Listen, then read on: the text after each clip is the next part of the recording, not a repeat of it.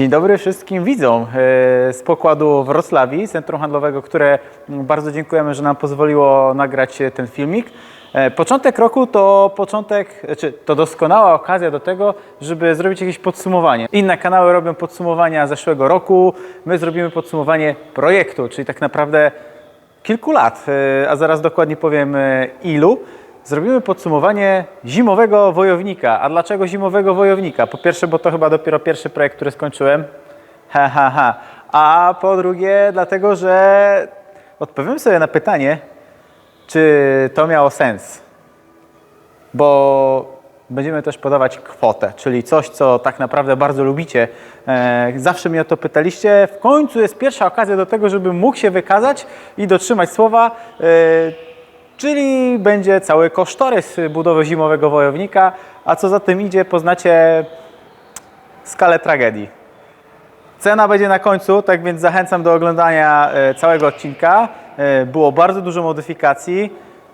Cieszyłem się nawet oglądając te wszystkie archiwalne odcinki z budowy, z każdego z etapów, dlatego że bardzo wiele rzeczy sobie przypomniałem, jak to było. Raz były wzloty, raz były upadki. Sami dobrze wiecie, kto oglądał tę serię od początku, ten dobrze wie. Dodam tylko, że zrobiliśmy pewne uproszczenie w obliczeniach, ile budowa tego auta kosztowała, dlatego że były po drodze pewne nieścisłości co do kilku komponentów, kilku zamówionych części i trzeba było je zamawiać 2 razy. Postanowiłem do tego nie wracać, tak samo jak silnik można powiedzieć, że był składany 2 razy, tak po prostu do budowy tego auta policzyłem składanie silnika raz. Czyli słowem odpowiemy sobie dzisiaj na pytanie, co by było, gdybym ja, zwykły Kowalski, postanowił, że chcę sobie zbudować Audi A4 B5 w takim setupie. I wszystko poszłoby zgodnie z planem za pierwszym razem. Na to pytanie dzisiaj sobie odpowiemy, ile by to kosztowało. Mam dla Was notatki. Jest ich dużo. Ale sorry, inaczej się nie dało. To jest naprawdę kilka stron bitych jakichś informacji. Odcinek na pewno nie będzie pełen fajerwerek, także nie spodziewajcie się tu jakichś przebojów. Będzie dużo merytorycznych informacji, ile kosztuje zbudowanie takiego auta. No i zaczynamy. Początek zaczął się w listopadzie 2021. Wtedy marketingowiec Delera wpada na pomysł na to, że hej Karol, a może byśmy zbudowali zimowego wojownika. Jakie były założenia? Żeby był napęd na 4 koła i żeby zrobić z tego przynajmniej 300 koni. Takie były początki. No to moja pierwsza myśl, dobra, Audi A4, dlatego że mamy napęd na 4 koła w oparciu o napęd Torsena, a nie Haldexa, czyli całkiem spoko wyjście, zwłaszcza, że budżet mieliśmy skromny, budżet to było zaledwie 10 000. Pamiętam tą straszną gównoburzę, jak wrzuciliśmy ogłoszenie na grupie Audi A4, mało brakowało, zostałbym z niej wyrzucony, że szukam Audi A4 z napędem na 4 koła z 1.8 turbo do 10 000. Zostaliśmy spuszczeni jak woda w kiblu, a okazało się, że udało się znaleźć auto i to w całkiem przyzwoitym stanie oraz za atrakcyjną cenę, dlatego że ten oto egzemplarz, który mniej więcej wygląda tak jak wygląda dzisiaj, dużo z zewnątrz się nie zmieniło, kosztował nas zaledwie 7300 zł no i to był, że tak powiem, początek naszej przygody, czyli punkt pierwszy, zakup samochodu 7300 zł. Dodam jeszcze, że takim dodatkowym założeniem, które wojownik miał spełniać, to, że poza tym, że zimą sobie polatamy bokiem, to i latem wyjedziemy sobie na tor. Także z takim założeniem rozpoczęliśmy budowę takiego auta. Zanim przejdę do szczegółów, czyli tego, na czym finalnie stanęło, dodam, że pierwotnie chcieliśmy nie otwierać silnika, ale rewizja silnika wykazała, że no niestety, ale tak kolorowo nie będzie i tak łatwo nie będzie. No zapadła decyzja o tym, że skoro już otwieramy silnik, zrobimy tej mocy trochę więcej. Kuta korba, fajne turbo, zróbmy te 400 koni. Wtedy, dopiero w tym momencie były założenia, które do dziś są aktualne. Taki był cel. Punkt pierwszy, zaczniemy od czegoś trywialnego, karoseria. Dużo przygód nie było, aczkolwiek też zaczęliśmy z czegoś, co nas bardzo zaskoczyło nieprzyjemnie, coś, co było nieprzewidziane, a konkretnie naprawa podłużnicy. Kto ogląda serię Zimowy Wojownik, ten wie, że leła podłużnica okazała się, że była wstawiana albo naprawiana w sposób bardzo nieprofesjonalny. No i tutaj doszło do napraw. Załatwiliśmy ćwiarę, cała ćwiara została wstawiona w odpowiedni sposób. Pamiętasz, jak się nazywa ten warsztat? Cookie Media? Uderzenie było dość mocne i właśnie na tę stronę podłużnicy. I co wyście zrobili, chłopaki? Naprawy blacharsko-lakierniczej dokonaliśmy w warsztacie Autokompleks 47 przy ulicy Balickiej 47 Kraków. Chłopaków serdecznie pozdrawiamy z Kuki Luki, którzy, że tak powiem, zaangażowali się w pomoc. Tak naprawdę mieliśmy na to bardzo mało czasu, to było zupełnie nieplanowane, no i dokonaliśmy takiej naprawy. Wstawiliśmy ćwiarę, wymieniliśmy szybę i zainwestowaliśmy w zderzak z S4B5. Dlaczego? Dlatego, że seryjny zderzak nie miał tak dobrych przepływów do tego, żeby intercooler choćby był duży, to i tak by nie odbierał tego ciepła, które się tam generowało, to po pierwsze, a po drugie chyba by się po prostu ten intercooler tam nie zmieścił. No i trzeba było wstawić zderzak z S4.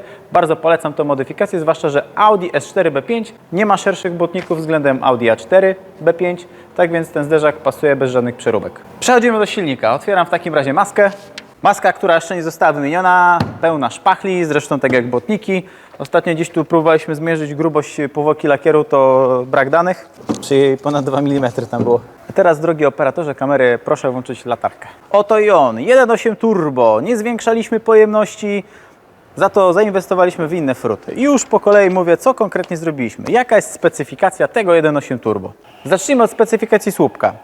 Tłoki, zainwestowaliśmy w niekute tłoki firmy Mahle. Są one nadwymiarowe, pierwszy nadwymiar, z silnika o znaczeniu APU, 1.8 turbo APU, czyli prawdopodobnie stopień sprężenia seryjny to było 9,5:1. My pozwoliliśmy sobie na to, żeby sfrezować denko tłoka, tym samym uzyskując stopień sprężenia 8,7:1. Co jest ważne później? Dzięki temu m.in. Kamil, który stroił samochód, był tak bardzo zadowolony z tego, że nie pojawiają się żadne stuki, pomimo tego, że doładowanie, którym poczęstowaliśmy ten silnik, to jest aż 2,3 bara i Kamil mówił, że stuków nie ma. Tak więc bardzo dobra informacja. Idziemy dalej. Kuta korba, tutaj się pojawia pierwsza kucizna, marki K1 plus oczywiście śruby ARP.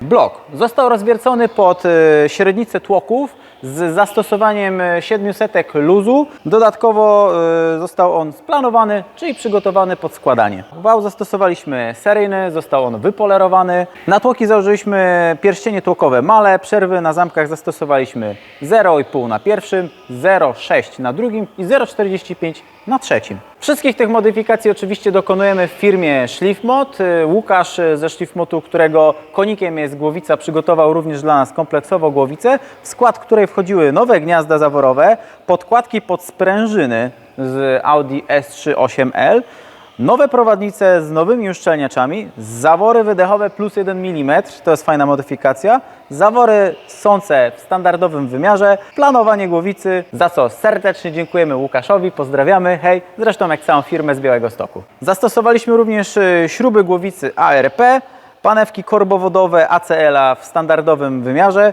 Zostały wymienione również panewki główne. Założyliśmy również pompę oleju Pierburga, nową. Nowe szklanki. Zastosowaliśmy zmienną fazę. Tutaj mamy zmienną fazę. Była ona oryginalna, używana, ale całkowicie sprawna. Tak więc wzbogaciliśmy naszą jednostkę napędową o zmienne fazy. No i do tego wszystkiego trzeba jeszcze uwzględnić pracę mechanika. W takim krótkim podsumowaniu za przygotowanie bloku cena w Schliffmodzie wyniosła 900 zł. Za przygotowanie głowicy cena wyniosła 3500 zł, a za prace silnikowe mechanik wziął około 10 000 zł. Dokładne ceny będę podawał na końcu. Za wszystkie z tych rzeczy, zresztą nie wymieniam ich wszystkich, dlatego że ich sporo więcej, zobaczycie w podsumowaniu na końcu. Udostępnię swoje wyliczenia, będziecie mogli się z nimi zapoznać. Choćby nawet płyny eksploatacyjne, które były tu wymienione, nie powiem ile razy, to zaniżając tak naprawdę cenę tych wszystkich wymian, to jest około 3000 zł. Skoro mamy omówiony słupek, to w takim razie przejdźmy do gratów tuningowych, bo tutaj będzie trochę ciekawiej. Zastosowaliśmy trochę egzotyczny tuning jak na polskie warunki, co właśnie podkreślał Kamil, że no nie słyszał o tym, żeby ktoś takie rzeczy kładł do 1.8 turbo, dlatego strasznie się cieszę, że udało się to pokazać w tym odcinku, a konkretnie rzecz ujmując chodzi mi o wałki. Wałek ssący i wydechowy w głowicy znajdujący się marki Brian Crauer Stage 2, 262 mm oraz 272 mm spowodowały, że dzięki temu Kamil nie mógł narzekać na to, że silnik stuka, poprawiły się przepływy, a silnik się odprężył. Idźmy dalej. Mamy zastosowany oil catch tank, w którym na szczęście jeszcze się nic nie zbiera. W związku z tym, że chcemy startować od czasu do czasu na torze w okresie letnim, czyli mamy wysokie temperatury, silnik będzie kręcony wysoko, zastosowaliśmy chłodnicę oleju. W związku z tym, że postanowiliśmy zrezygnować z wiskozy, która, jak wiecie, ma taki charakterystyczny hałas podczas swojej pracy. Mi się to nie podoba. Zastosowaliśmy elektryczny wentylator Spala, który całkowicie zdał egzamin. Mieliśmy okazję być na torze Poznań i auto absolutnie nie miało problemów z grzaniem się. Mamy tutaj wtrysk jednopunktowy, to jest dotrysk metanolu. Zresztą chodź, zapraszam, chodźmy w takim razie, przejdźmy się z tej strony, proszę bardzo. Mamy tutaj zbiorniczek AEMA na metanol wraz z pompą. To pozwoliło nam spowodować, że turbo wstawało wcześniej, spadła temperatura EGT, ale mocy nam nie dołożyło, dlatego że okazało się, że jesteśmy i tak już zmaksowani turbosprężarką. Potrzeba byłoby wyższego zakresu turbosprężarki, który byłby niewykorzystany na benzynie, by móc korzystać z metanolu. Przynajmniej ja tak to zrozumiałem. Mam nadzieję, że nic nie przekręcam.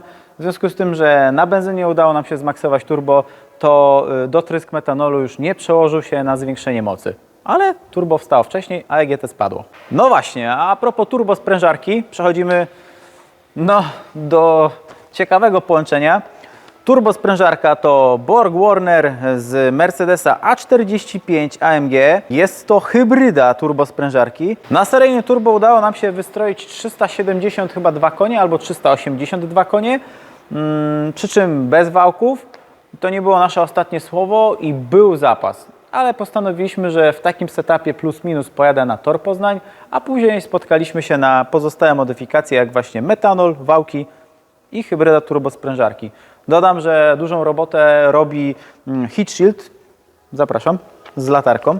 Zobaczcie, że żeliwo turbosprężarki, zresztą nie mam problemu z tym, żeby dotknąć, a przed chwilą jeździliśmy, oraz kolektor wydechowy są zaizolowane w heat shield. To robota Mariana z Turbo Experta, za co Marianowi bardzo serdecznie dziękujemy. Robi to robotę, zwłaszcza jak mieliśmy okazję upalać auto na parkingu po otwarciu maski.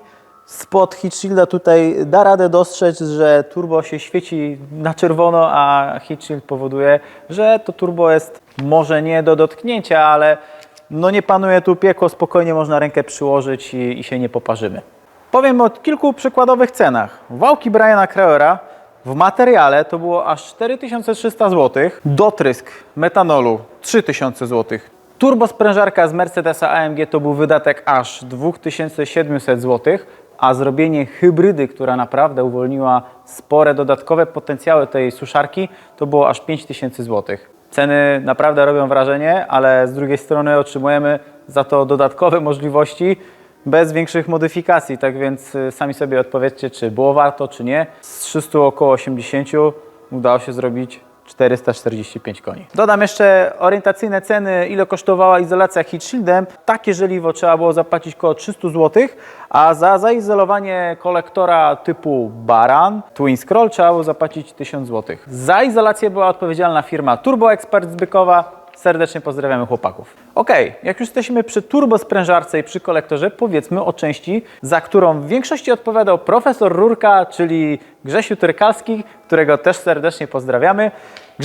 Grzesiu wykonał kawał dobrej roboty. Zacznijmy od najważniejszego. Mając do dyspozycji przeróżne flansze, które były potrzebne do tej turbosprężarki, no bo przecież to jest turbo z Mercedesa i wszystko trzeba było podokupywać, żeby to uspawać w całość i połączyć z silnikiem pochodzącym z grupy Waga. Zainwestowaliśmy w różnego rodzaju flansze pod turbinę, które kosztowało aż 500 zł. Kolektor wydechowy typu Twin Scroll, który jak pewnie pamiętacie miał swoje dwie wersje. Pierwszą nie do końca poprawną i drugą, którą trzeba było zrobić od podstaw, którą właśnie zrobił Grzesiu.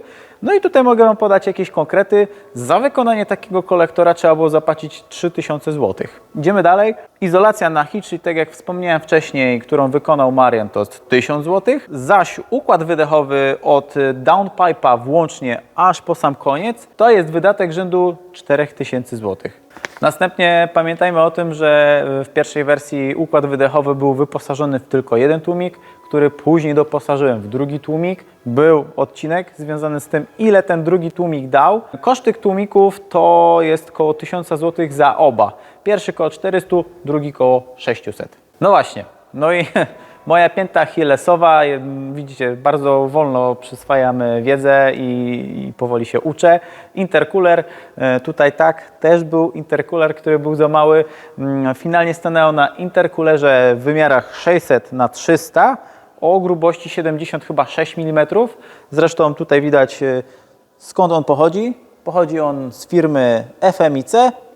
Jest on dostępny od bardzo dawna. Z tego co wiem, nawet ostatnio wyszły jego rozwinięcia, dlatego że 600 na 300 na chyba na 12,5 oraz na 15 cm. I taki intercooler Kamil ma zamiar zastosować do swojej turbobary. Tak więc zobaczymy, czy daje radę przy mocach powyżej 1000 koni. Wracając do tego intercoolera, w połączeniu ze zderzakiem z Audi S4B5 spowodował on, że mamy chłodno w dolocie i od tamtej pory nie borykamy się z wysoką temperaturą w dolocie. Za pozostałe materiały związane z budowaniem orurowania, zarówno tutaj dolotu, jak i wydechu, trzeba było włożyć 2 kafle. Za wyspawanie tipa oraz stożek trzeba było zapłacić około 700 zł. Paliwo, no właśnie, układ paliwowy nie mógł zostać seryjny. Zastosowaliśmy, tu mamy listwę benzynową, zastosowaliśmy wtryski 630 Boscha. Poprosimy latareczkę. Proszę bardzo, wtryski. Listwa paliwowa wymagała drobnej przeróbki. Tutaj widać czujnik, który przyporządkowałem do grupy z elektroniką, także zaraz do niego dojdziemy. Seryjną pompę paliwową znajdującą się w baku wymieniliśmy na pompę Valbro 255 litrów i tyle. Jeżeli chodzi o kwestie paliwowe, więcej zmian nie było. To może jeszcze powiedzmy w 2 zdaniach o cenach. Wtryski 630 wraz z modyfikacją listwy wyniosły około 1400 zł, zaś pompa paliwowa Valbro 400 plus 200 montaż. Przechodzimy do elektroniki. Zacznijmy od najważniejszego, czyli od serca, które zarządza tym całym projektem, EMU Black. Od EcoMastera, którego również serdecznie pozdrawiamy. Tak się fajnie składa, że większość tych firm, z którymi współpracowałem przy okazji tego projektu były z Krakowa, tak jak właśnie EcoMaster i do wszystkich mieliśmy blisko. A gratów od EcoMastera było sporo więcej. I przejdźmy do szczegółów. Bo już sam EMU Black wraz z oczujnikowaniem to był wydatek rzędu 7000 plus robocizna, którą trzeba było do tego policzyć, żeby to wszystko założyć, to około 1500 zł. To około 1500 zł. Następnie wykonanie wiązki silnikowej. Tu policzyłem, że wyszło to około 2000 zł. W związku z tym, że zainwestowaliśmy w super jednostkę sterującą, mogliśmy pozmieniać kilka rzeczy, które to auto było wyposażone seryjnie. No i proszę tutaj kamerę bliżej. Elektroniczna przepustnica. Seryjnie w 1.8 turbo o znaczeniu AJL występuje przepustnica na lince. Dzięki temu, że zastosowaliśmy komputer EMU Black, przeszliśmy na DBW. To wiązało się również z wymianą pedału chyba gazu i hamulca, bo one są w całości. I to wiąże się z kosztami rzędu za przepustnicę 150 zł, a za pedały 200 zł. Zastosowaliśmy cewki NGK z modelów TFSI, ładne, czerwone, wraz z adapterami montażowymi. Wiązało się to z wydatkiem rzędu 1100 zł plus 400 zł robocizny. W związku z tym, że mieliśmy turbo twin scroll, i już został wyspawany kolektor wydechowy spod ręki profesora Rurki, również twin scroll, dwie sondy EGT. Postanowiliśmy je umieścić na samym początku runnerów kolektora wydechowego. Pokażemy, w którym to miejscu. Na pierwszym runnerze oraz na 4. runnerze kolektora wydechowego, tuż przy wyjściu z głowicy. To pozwoliło nam na zwiększenie precyzji odczytu, jaka temperatura spalin panuje w danym momencie. Zaś pracą turbosprężarki operuje zawór MAC, który też współpracuje z EcoMasterem Blackiem. Znajduje się tutaj w tym miejscu. A teraz przejdźmy do biżuterii od EcoMastera, dlatego że takowa też znalazła się przy okazji tego projektu. Mamy ją w środku. Zacznijmy od klawiaturki. Klawiatura, 6 przycisków. Mamy tutaj 2 mapy. Mamy tutaj ALS-a. Mamy tutaj, są podpisane z Cruise, ale to jest Rolling Anti-Lag. Mamy tutaj Launch Controla, czyli procedurę startu. Pod tym przyciskiem znajduje się blokowanie tylnego dyfra, a pod tym przyciskiem mamy możliwość zmiany layoutu na ADU. ADU, które znajduje się tutaj. Zresztą włączymy sobie ADU, proszę bardzo, logo KMS-u, pozdrawiamy i Kamila. 59 stopni temperatura wody, 56 temperatura oleju. I przełączamy sobie. Różnego wyglądu przygotował nam Kamil wyświetlacze. Tak możemy sobie operować, zmieniać. Powiedzmy, ile to kosztowało, dlatego że za taką klawiaturę, która ma 6 przycisków, trzeba było zapłacić 1200 zł plus 500 zł montażu. Zaś za ADU, to jest większy rozmiar tego wyświetlacza, są 5-calowe i 7-calowe. Ten jest 7-calowy. Trzeba było zapłacić 6500 zł plus 1500 zł montażu i konfiguracji. Całą tą EcoMasterową biżuterię wieńczy praca Kamila z KMS Engine, który wystroił samochód. Strojeń było kilka, ale skoro robimy podsumowanie samochodu, że komuś to wyszło za pierwszym razem, to policzymy jedno strojenie i za takie strojenie trzeba policzyć 3000 zł. A teraz przejdźmy do rzeczy, które sprawiają przyjemność, nawet jak to auto stoi, już od samego patrzenia. Hamulce. To jest coś, co od kiedy zainwestowałem po raz pierwszy, od tamtej pory wiem, że w każdym aucie chciałbym mieć fajne hamulce, a za tą część odpowiada Dawid Zając z DZB Brake System. I zaczniemy od przodu. Zapraszam tutaj, proszę włączyć latarkę.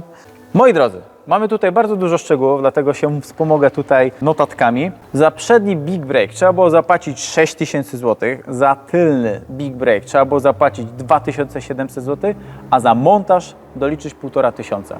Takie koszty wiązały się z założeniem tych hamulców. A przechodząc konkretnie do szczegółów przedniego zestawu, przedni zacisk hamulcowy jest to zacisk Akebono z Audi S4 B9, jest to 6-tłoczek. Na tarczy o średnicy 356 mm z Audi A6 C7. Do tego wszystkiego klocki hamulcowe, również z Audi S4 B9 i to jest, można powiedzieć, setup przedniego Big Brake'u. Do tego wszystkiego trzeba doliczyć oczywiście lakierowanie, przewody w stalowym oplocie i to daje cały taki Big Brake, który przygotował dla nas Dawid. Dawid miał ode mnie jedno bardzo trudne do spełnienia założenie, a konkretnie rzecz ujmując, moim wymaganiem było to, żeby to wszystko zmieściło się w feldze 17, którą właśnie tutaj widzicie. I tu wiąże się bardzo ciekawa historia, dlatego że pierwotną felgą, która była do tego samochodu, była OZ-ka Super Legera, nie Ultra Legera, tylko Super Legera, 17.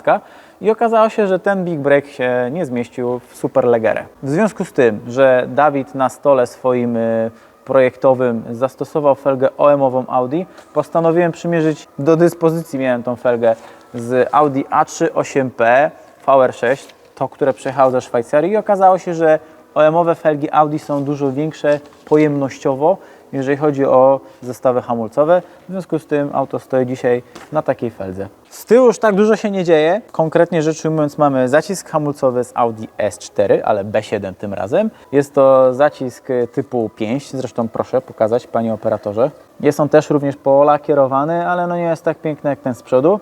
Do tego wszystkiego mamy tarczę hamulcową 324 mm.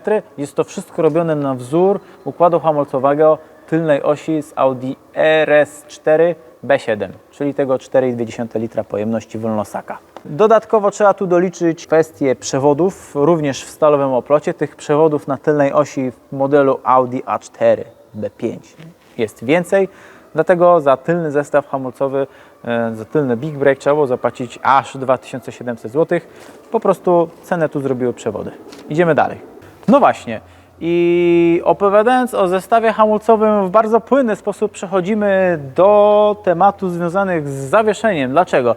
Dlatego, że przedni zestaw hamulcowy wymagał zmian w zawieszeniu. A konkretnie rzecz ujmując, możemy popatrzeć jeszcze raz na koło, panie operatorze. Światełko poprosimy, szeroki kąt poprosimy. Przedni zestaw hamulcowy wymagał zmiany zwrotnicy oraz w związku z tym, że zwrotnicy to i wahacza. I przechodzimy do zawieszenia. Punkt pierwszy, felga. To już powiedzieliśmy. Punkt drugi, ogumienie. Właśnie, i tu jest ciekawy szczegół. W związku z tym, że mieliśmy okazję wybrać się na zlot Audi, pozdrawiamy organizatorów tegorocznego, albo już zeszłorocznego zlotu Audi Polska na torze Poznań. Na ten event założyliśmy ogumienie letnie, którego teraz nie widzicie. Nitto model opony NT01 w rozmiarze 225/45/17, czyli seryjny rozmiar. I muszę powiedzieć, że prawdopodobnie z powodu tego ogumienia, czyli ogumienia Nitto, którego dzisiaj nie widzicie, udało się zrobić tak dobry czas. Cena takiego ogumienia? Jezus, ta lampka mnie tak oślepia, że nie widzę. 4000 zł za same opony.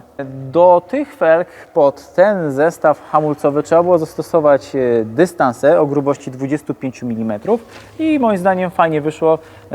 Koło nie wystaje poza obrys, a przy okazji jest jakaś przestrzeń między ramionami felgi a zaciskiem. Jeździliśmy w różnych warunkach, byliśmy w Walimiu upalać auto na śniegu, byliśmy na torze i jak do tej pory zaciski nie zostały porysowane przez żadne kamyczki, tak więc przestrzeni między felgą a zaciskiem jest dostatecznie dużo. Następnie właśnie wcześniej wspomniana zwrotnica.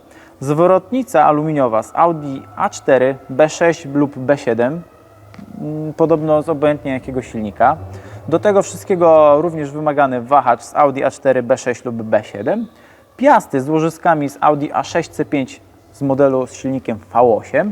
I to pozwoliło nam na założenie tego Big Breaku. Już nie czuję kolan. O, starość, nie radość. Zdecydowaliśmy się na gwint marki AP. Słyszałem o tym gwincie bardzo dużo dobrych opinii.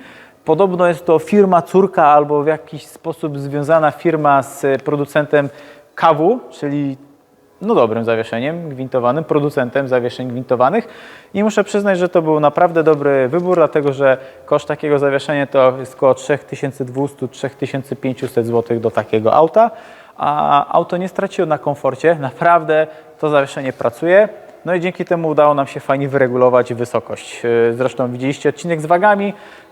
Przy zastosowaniu wag udało się jeszcze poprawić rozkład mas na każde z kół.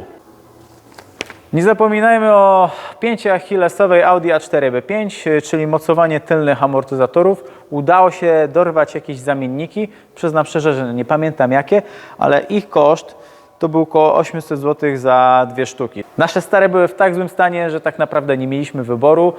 Widziałem, że oryginały chodzą za jakieś horrendalne pieniądze, także dobrze wiedzieć, że jest coś takiego jak zamiennik. Miejmy nadzieję, że starczy on na dosyć długo. Dodatkowo było on na pewno zabezpieczony przez Damiana różnego rodzaju środkami antykorozyjnymi.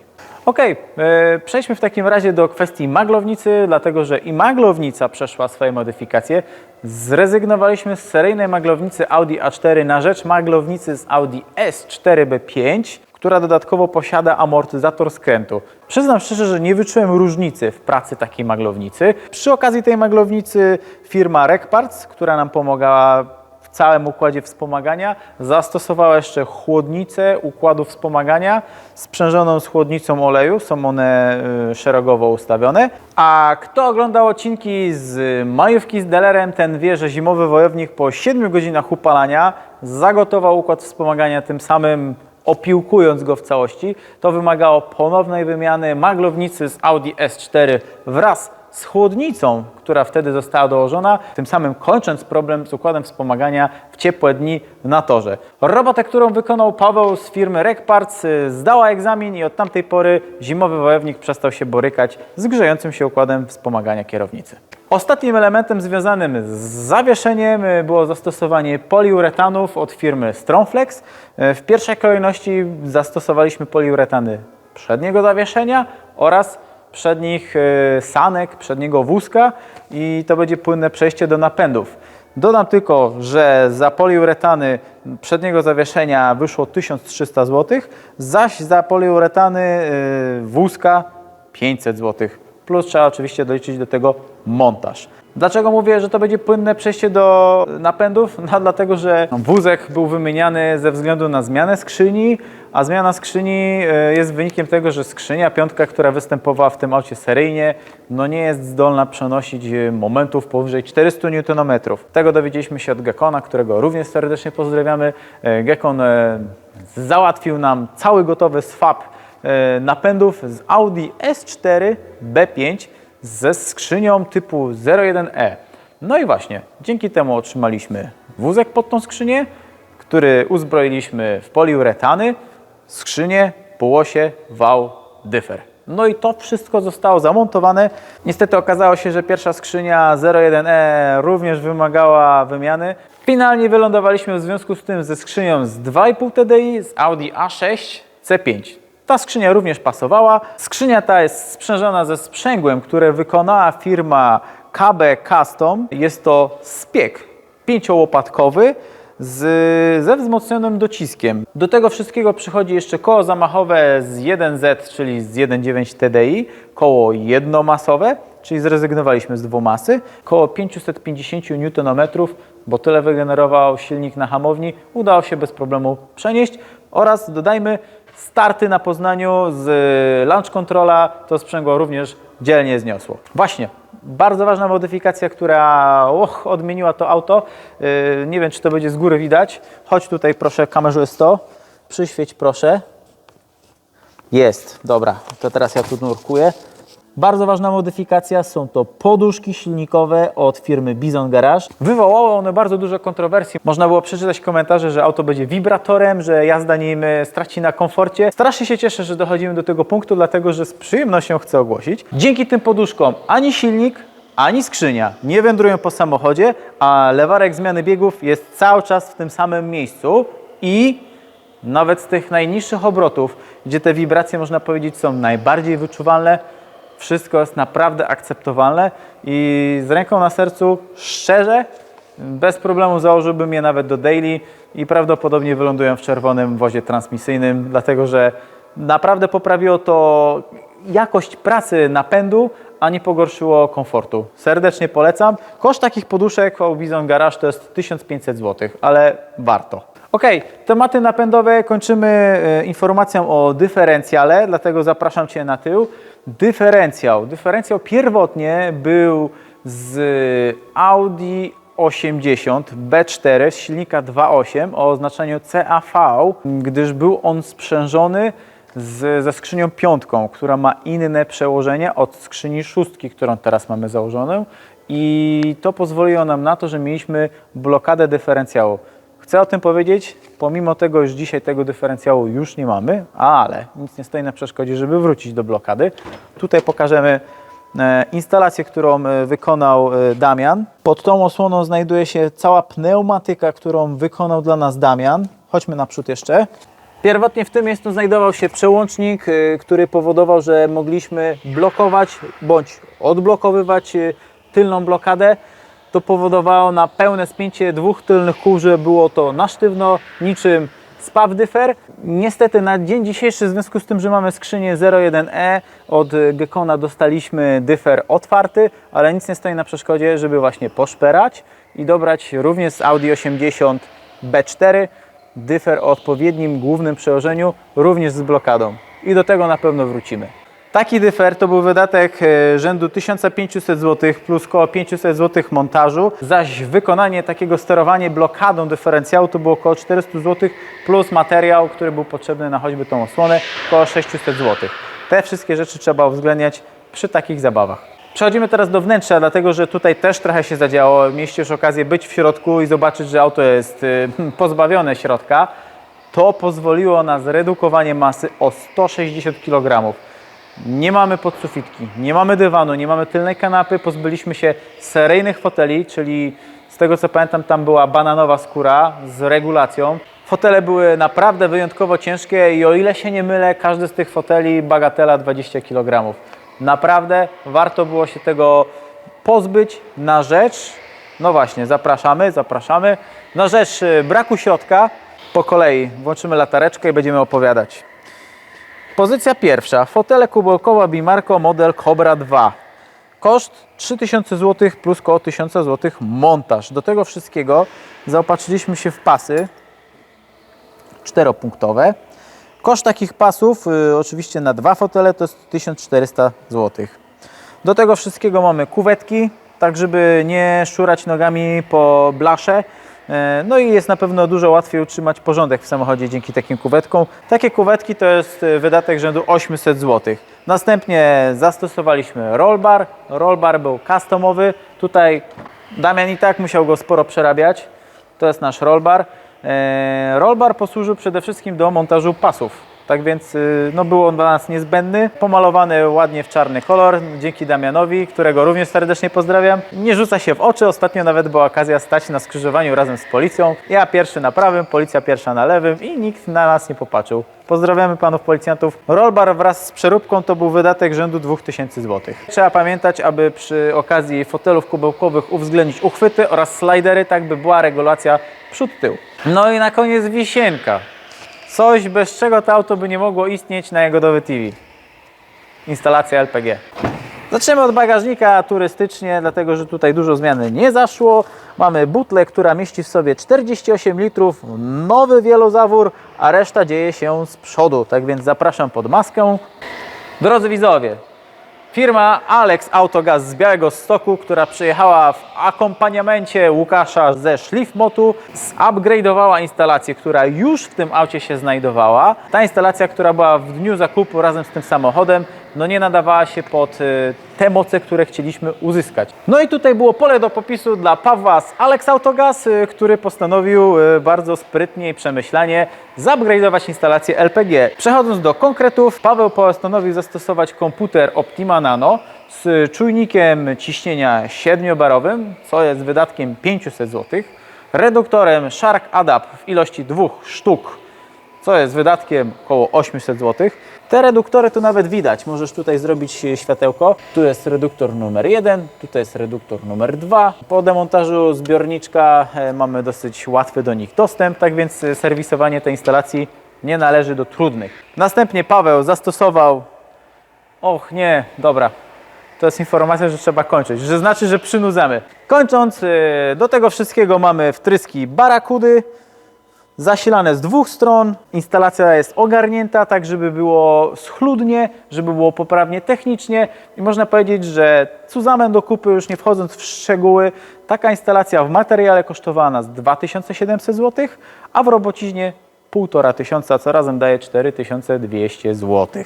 I można powiedzieć, że tym akcentem omówiliśmy auto. W związku z tym, że no, gaszą nam już światło, a sami widzicie, że ten odcinek trwa i uwierzcie, nagranie trwało jeszcze więcej niż że odcinek ma, przejdę do krótkiego podsumowania. Drodzy widzowie, przechodzimy hucznie do podsumowania. Uważam, że projekt zimowego wojownika to jest zakończony projekt. Mimo to ten projekt nadal będzie rozwijany, a jak wiecie, tuning to jest never ending story i nie byłbym sobą, gdybym nie postanowił dalej modyfikować zimowego wojownika, pomimo tego, że uważam, że jest to już zakończony projekt, jakiś etap został osiągnięty. W planach jest już zastosowanie kutych tłoków oraz akcesoryjnych sprężynek, a to dlatego, że Łukasz ze Szlifmotu przyznał się, że był zaskoczony, jak odważnie kręciliśmy auto na hamowni, a kręciliśmy go do 7600 obrotów i Łukasz doradził nam, żeby na dłuższą metę jednak nie jeździć na tym setupie, tylko zastosować akcesoryjne sprężynki głowicy. Dodam jeszcze, to jest bardzo ważna informacja na sam koniec, że okazało się, że podczas finalnego strojenia turbo było przykręcone zaledwie na 2 z 3 śrub, czyli mieliśmy nieszczelność, co powoduje, że to turbo tak naprawdę nie pokazało swojego prawdziwego, pełnego potencjału. Do tego wszystkiego okazało się, że klapka od Westgate'u nie domyka się do końca ze względu na izolację heat shield. Uniemożliwiała pełną pracę w pełnym zakresie klapki. Powodują, że warto byłoby wybrać się na hamownię ponownie i dowiedzieć się, jaki jest pełen potencjał tego setupu. Na ten moment mamy 445 koni oraz 550 Nm. Krzywdy nie ma. A w związku z tym, że auto wymaga ponownego strojenia, postanowiłem na ten moment sobie odpuścić pomiary 100-200. Przypomnę tylko, że podczas gdy auto legitymowało się mocą 380 koni, 100-200 zimowy wojownik zrobił w 10,7 sekundy. Ostatni akapit, ten najbardziej bolesny i najbardziej uzmysławiający, ile takie auto kosztowało. Udostępnię Wam to podliczenie, mniej więcej w tym momencie prawdopodobnie pojawi się ono na ekranie. Kto jest zainteresowany szczegółowym wyliczeniem, proszę, żeby się zwrócił do mnie w wiadomości prywatnej, prześlę mu wszystkie punkty, które składają się na to wyliczenie, które w tym momencie pokazuję. Łączny koszt budowy zimowego wojownika, włącznie z jego zakupem, który okazuje się być marginalną częścią tej całej kwoty, to jest 160 000 złotych. Tyle kosztowało zbudowanie takiego chrupka, który na pewno nie jest wart tych pieniędzy, gdyby chcieć go sprzedać. Dodam, że padło już kilka razy pytanie w wiadomości prywatnej, czy jestem chętny sprzedać zimowego Wojownika, gdyż na nagraniach mówiłem, że auto może być na sprzedaż i podając cenę 80 000, do tej pory żaden z kupców się nie zdecydował, ale być może wiąże się to właśnie z brakiem świadomości, ile budowa takiego auta kosztuje. Odpowiedzcie sobie sami na to pytanie, czy było warto. Według mnie uważam, że cena jest wyższa niż to, co udało się uzyskać, ale i tak jestem zadowolony z tego, co nam udało się zbudować, dlatego że mamy coś jedynego w swoim rodzaju, coś, co daje naprawdę kupę fanu i coś, co można rozwijać dalej. Jest to naprawdę fajna baza do dalszych zabaw. Wiele bardzo trudnych progów do pokonania zostało przeskoczonych i dzięki temu myślę, że to auto jest, no może nie warte tych 160 000 złotych, ale jest naprawdę sporo więcej warte niż taki rynek wtórny by wycenił taki projekt.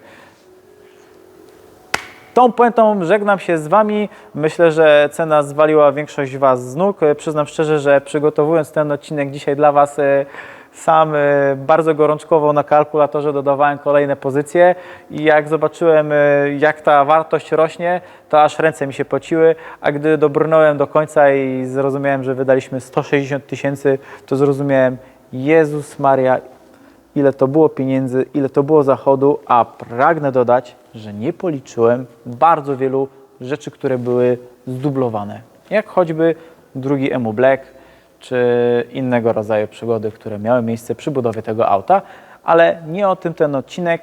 Po prostu chciałbym, żebyście wiedzieli, że uwzględniając jakieś rzeczy, które są nie do przewidzenia, to auto myślę, że spokojnie kosztowało ponad 200 000. I tym akcentem kończymy. Bardzo się cieszę, że mogłem po raz pierwszy dotrzymać słowa danego Wam, że zrobię podsumowanie z kosztami. No, chcę dodać, że takie odcinki będą miały miejsce, ale za każdym razem, gdy projekt będzie osiągał jakiś level, przy którym mogę powiedzieć, że można odtrąbić, że projekt jest zakończony. Taki level osiągnął zimowy Wojownik. Myślę, że niedługo spotkamy się z podobnym odcinkiem, jeżeli chodzi o żabę i tam też będzie można powiedzieć, ile taka żaba kosztowała. Nie przedłużając, żegnam się z Wami. Mam nadzieję, że Was to interesowało. Dajcie znaka, jak podobał Wam się odcinek z moim udziałem, czego ja bardzo nie lubię robić i mam nadzieję, że takie odcinki często się nie będą pojawiać. Hej! No i tyle. Kolektor wydechowy typu Twin, za którą w większości odpowiedział za którą w większości odpowiedział, mogliśmy zastosować dwie sondy, jeszcze raz. More passion, more footwork, dobrze. Przejdźmy do rzeczy jeszcze raz. A kto ogląda odcinek jeszcze raz, więcej energii, more passion,